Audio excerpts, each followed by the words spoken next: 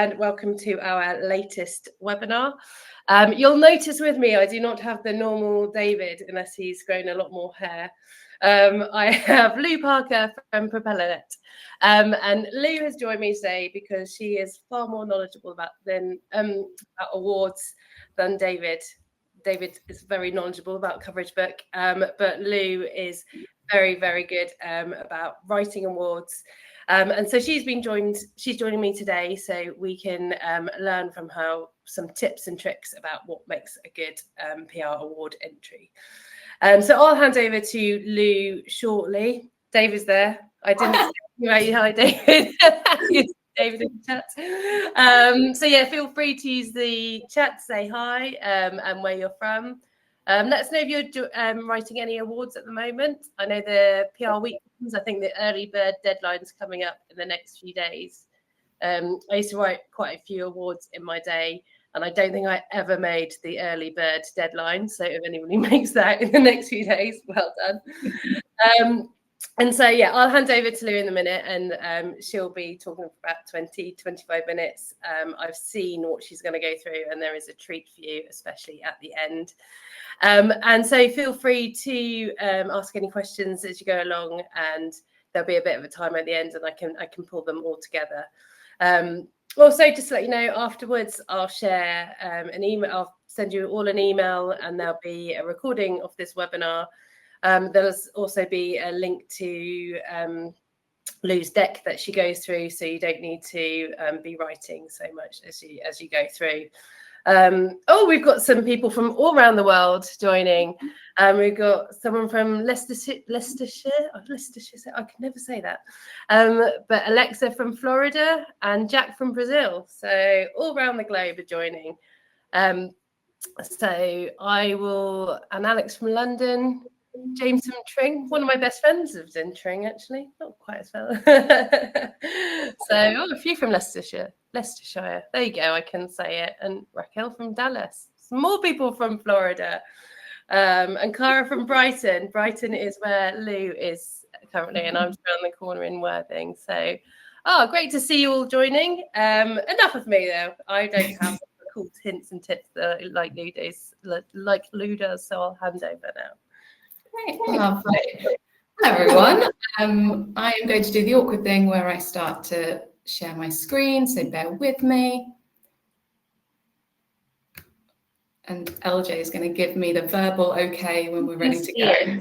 So I'll jump off so I'm not distracting, but all good. Okay, wonderful. So yeah, as LJ mentioned, I'm here to chat to you about writing our winning PR award entry. I absolutely love talking about our work. I've worked in PR for over 10 years now, so there's a reason I still work in PR, because I do love it. I love talking about it, and I'm really proud of the work that myself and our team does. I absolutely hate writing award entries. It's like pulling teeth. I find it really boring. I dread when that moment comes around. But recently, we won an award at the PR Moment Awards. I got this WhatsApp through from Raquel and Maddie saying that they've won. And moments like this make all those painful award writing moments worth it. And it just reminded me about why we do it. A really small caveat before I crack on. I don't have all the answers. I don't have a 100% win rate, because I don't think that anyone does. Correct me if I'm wrong. But like I said, I've worked in PR for over 10 years now. I've been writing awards from basically the very start, being involved in that process, because even though I don't enjoy it, I find it fascinating and I really do like to be involved in it. And I have learned a lot of kind of things along the way, got some feedback, made tweaks to how we approach things. And I'm just going to kind of share the things that I've learned over those past couple of years. So maybe you kind of learn some things too, and you can have some evenings where you can pop the champagne as well. As a quick introduction, I'm Louise. I'm the head of PR at a Brighton-based search agency called Propellernet. We do digital PR, so it looks and feels just like regular PR because it is PR, but we do often have a lot of SEO goals associated with it. This means that we will put into awards in the SEO kind of categories, so search awards, but we also go in for PR awards like the PR Moment, Creative Moment, the Drum, all those kind of classic PR awards too. We get nominated and amazingly we win as well, which is always great. As I mentioned, I don't love writing awards. They're also expensive. They're also time consuming. So why do we do it? It attracts talent. I think everyone wants to be in an award-winning team. So it really helps with our hiring process if we're being seen, mentioned alongside all these awards. It's really motivating for the team that we already have within Propellernet, because yes, we obviously love to champion our work internally, but having some external recognition is always really, really valuable and actually is kind of extra special. So everyone really likes that and it's really motivating for a team. PR can sometimes be a thankless task, so it's nice to get some external recognition. It cements client trust and makes them look good. Obviously, if you don't work at an agency, you work at a brand, it can cement the trust of your bosses and other teams within your business. It just really helps kind of other people to respect you and to respect your work, and just makes often working relationships a lot smoother when you've got some award wins under your belt. And from an agency perspective, it's really great for marketing. So it attracts new business leads. We often ask our leads who come in, you know, how did you find us? Why are you chatting to us now? And they will often say, we saw you at XYZ award. I'm going to let you into a little secret because I feel like we've got a good circle of trust here in this webinar. Even if you don't win, just being nominated gives you all those benefits too. I mean, I don't think the awards are going to tell you that because they want people to be going after those big wins. But even just being nominated, I think, has that halo effect and is really, really positive. So that's why we still do it, because yes, of course, we want to win. And if you win, all the better. But just being nominated is really, really beneficial too. So when it comes to making a great award entry, this is what, in my humble opinion, I think is really important.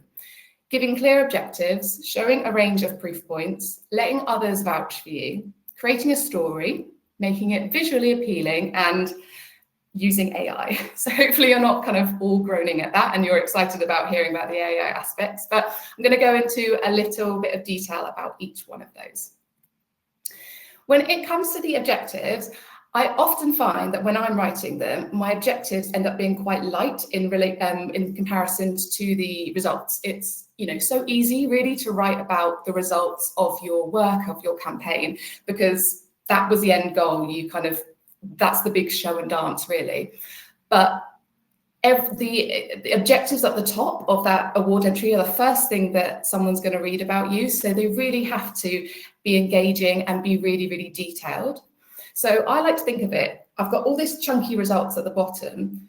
Am I kind of reflecting that in the objectives at the top? Are they kind of evenly balanced? Does everything you're reporting on have an objective, a target, or a goal?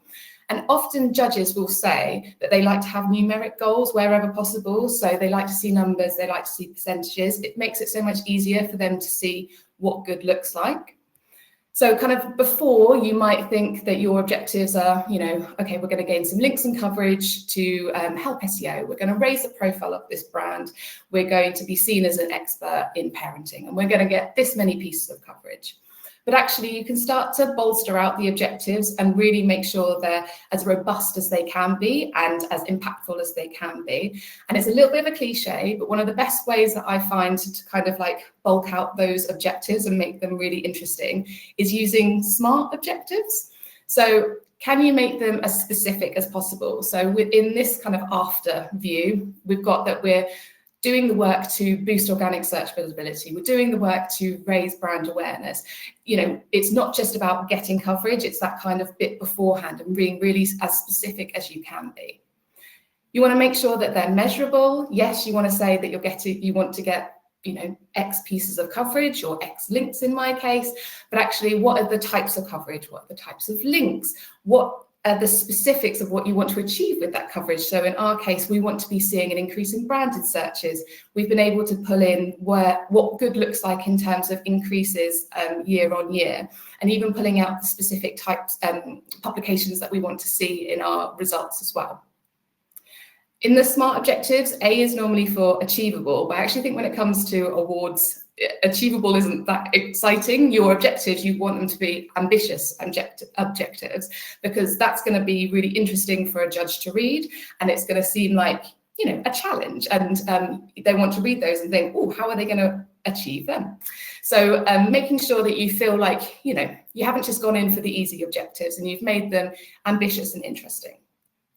Relevant is just sense checking them to make sure it all makes sense within your campaign and your piece of work. So does your objectives and targets, do they feel really relevant and connected to the work that you're producing? And timely, this one I always used to forget, which is just simply putting in when did you want to achieve this work by, or this goal by, or this target by. So in this example, it might be we wanted to boost search visibility for the Christmas peak period with our PR work. So it could be that you had a goal, an end goal, or you had maybe 6 weeks to play with. That is just really useful information for a judge to know. And then again, they can kind of look back to see whether you did do that and how you did that. It's just an added kind of tick for them to be like, you needed to do this and you did. When it comes to the results and the reporting side, I said that part might be the easier part for you to do, because you know you've done all this work and you get your fabulous results at the end of it. I would imagine all the people kind of watching and listening to this work in PR. So we're probably likely to do a similar sort of reporting, similar sort of data points. If you imagine you're a judge and you're reading entry after entry after entry, you're probably seeing a lot of similar things and similar data points. I think it's quite useful to think, what other data points could we bring in to make our results section a little bit more unique?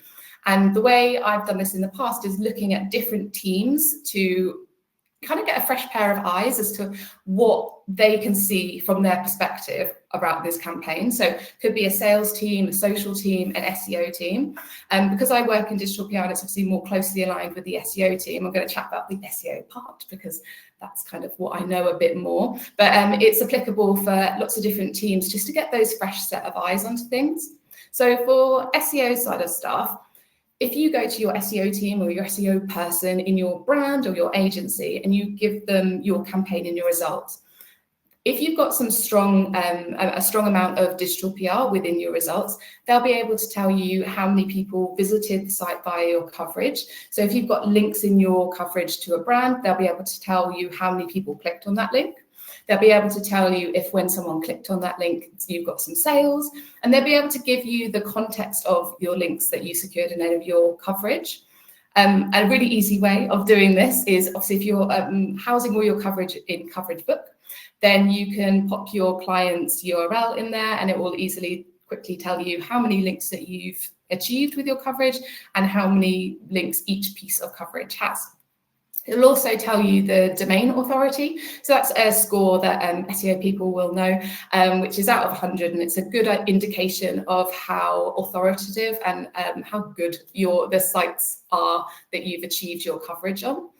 So if you were to send this CoverageBook link to your SEO person, or you were to even take the CSV and send that to the SEO person, they'll then have all the information they'll need to be able to give you some added context about the links that you've achieved through your PR coverage.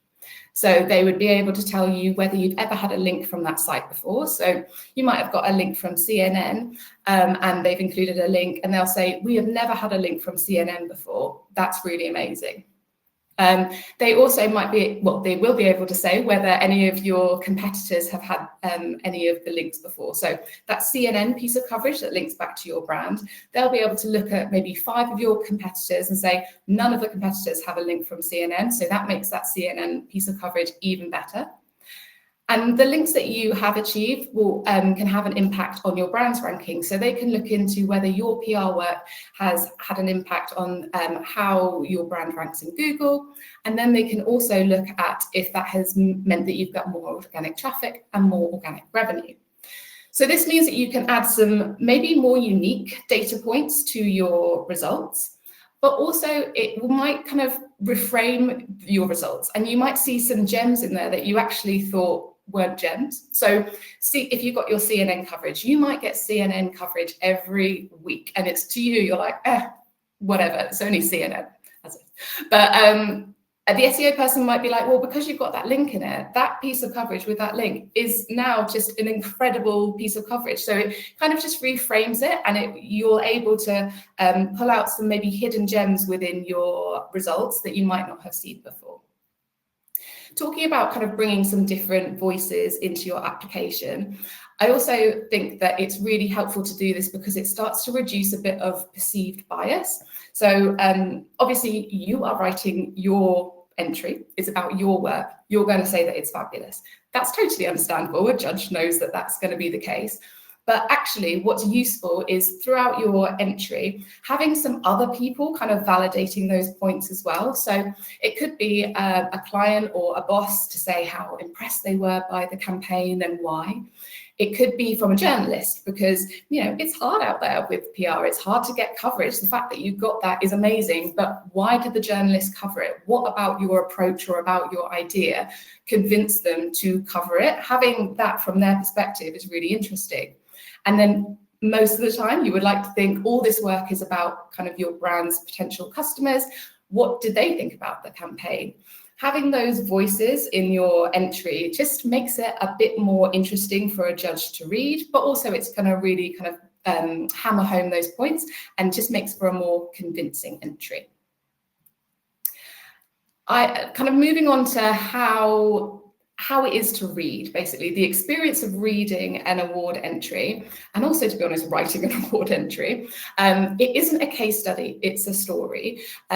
You know, I don't particularly find writing award entries that fun, or traditionally, I find writing case studies even less fun. So I like to think of writing the award entry like it's a story. It's going to make it way more interesting for a judge to read, and it's going to make it way more enjoyable for you to write.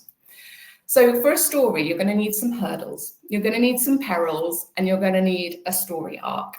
This is a classic story arc. So it's the traditional way of everything's going great, everything's going great. Oh no, something happens. How are we going to fix it? We've fixed it. Everything's going great again.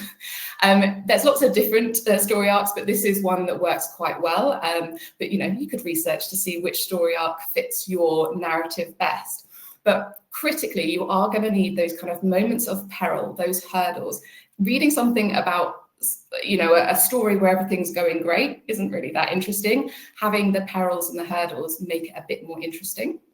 So some examples of PR peril that you might not have considered. It could be that your client's competitors have grown by 50% recently, or you only had a short period of time to do your work, or you had a really small budget, or the subject matter that you were talking about was really controversial.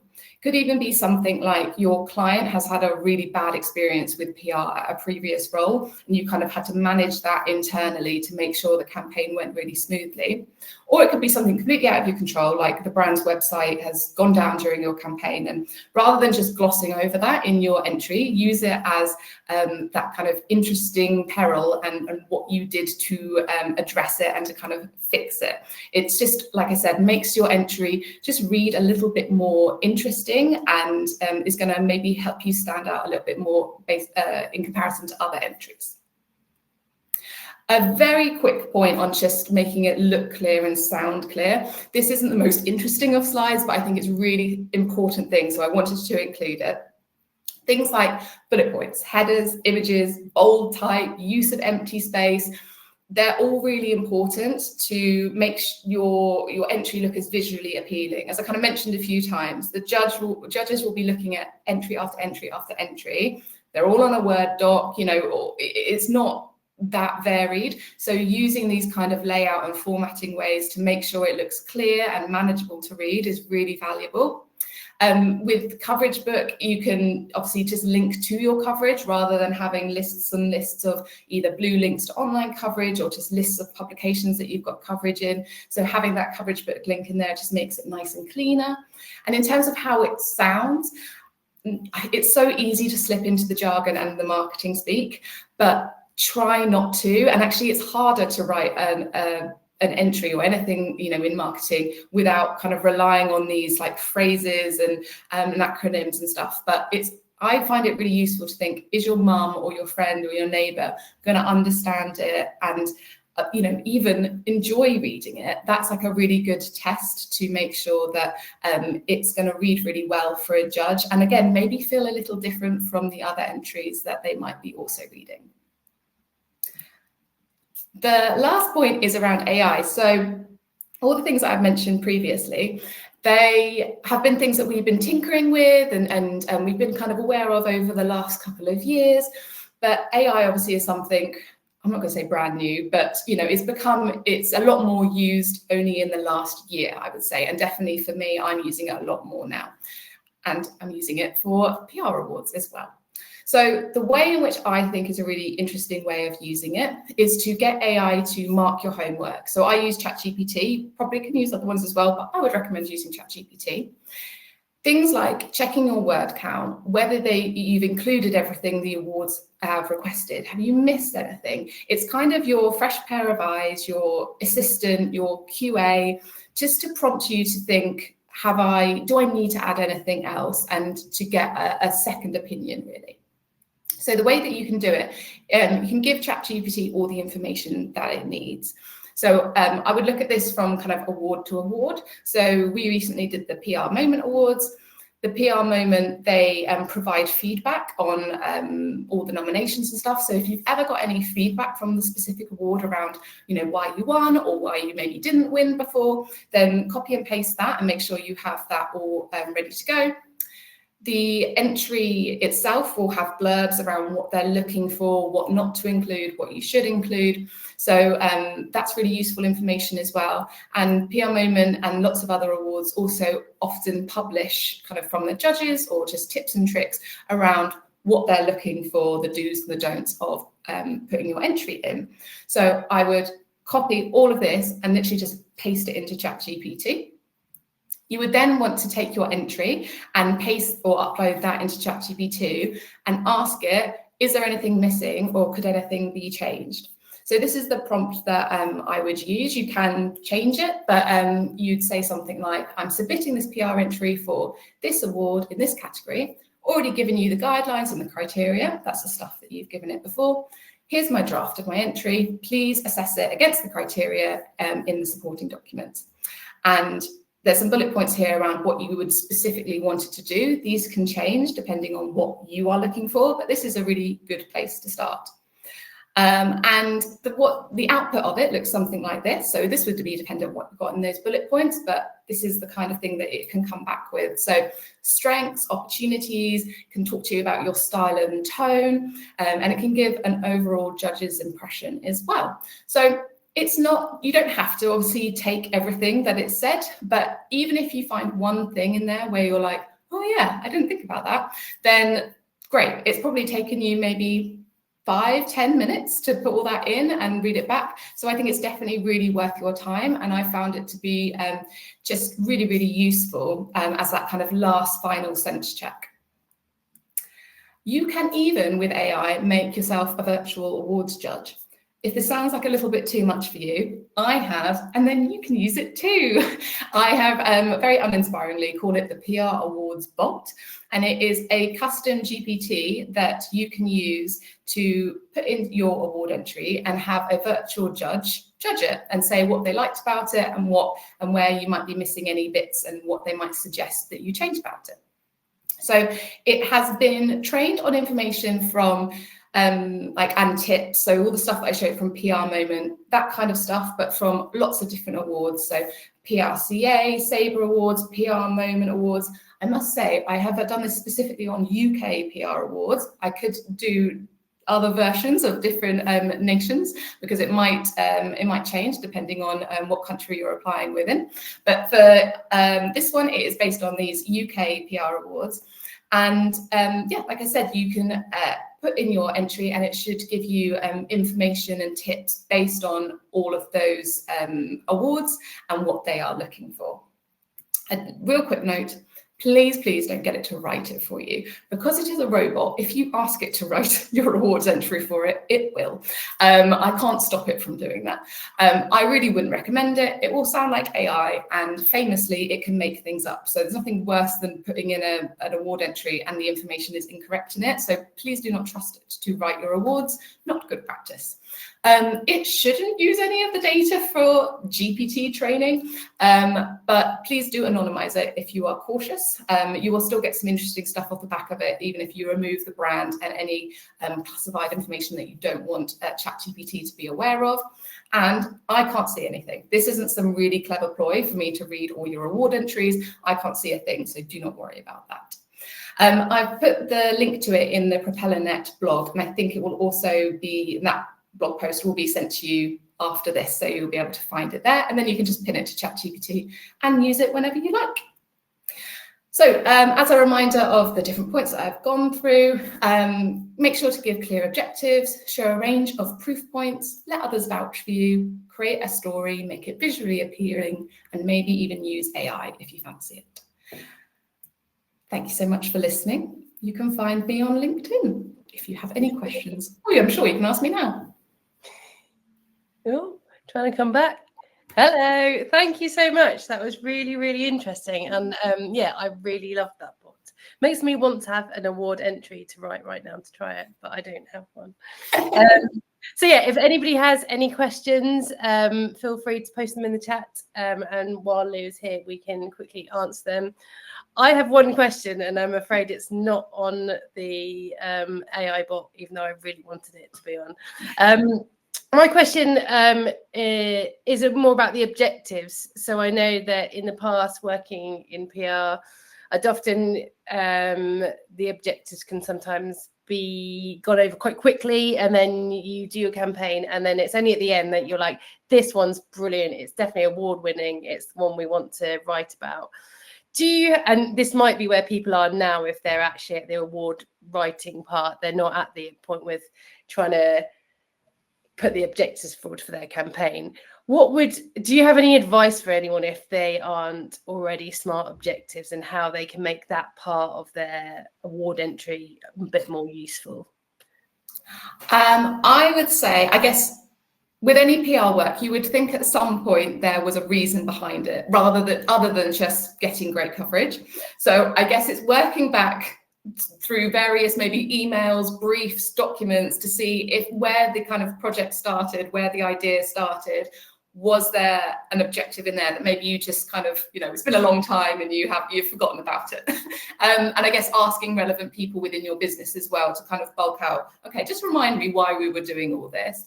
I would like to think that there are objectives there. So it's just a question of like trying to find them.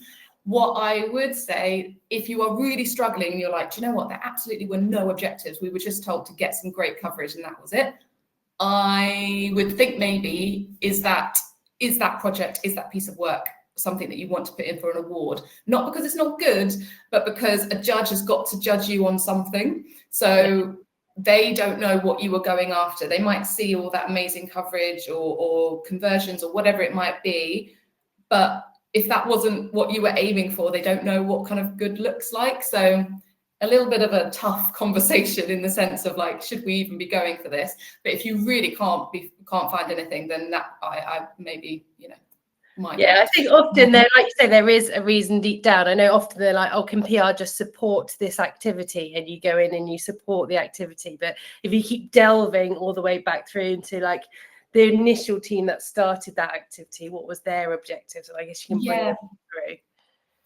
Yeah, a little bit more investigative work, I guess, because I have faith that there will be an objective somewhere. There'll be a reason why you were asked to do it. Yeah. A few more questions have come in. What are your experience with video entries as an alternative and maybe more standout format?